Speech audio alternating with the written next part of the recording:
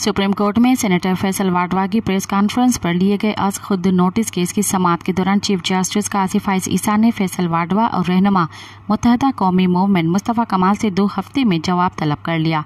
Chief justice Pakistan ने remarks देते हुए कहा कि जो तनकीद करनी है हमारे सामने करें।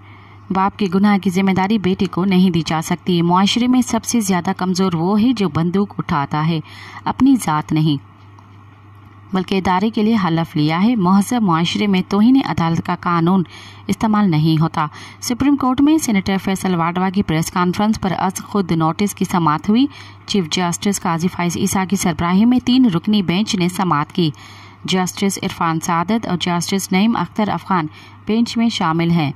Additional attorney general supreme court में पेश हुए। चीफ जस्टिस ने इस्तफसार किया कि क्या आपने वो प्रेस कॉन्फ्रेंस सुनी? क्या ये तौहीन अदालत है या नहीं? हमें शायद बाहर से दुश्मन की ज़रूरत ही नहीं।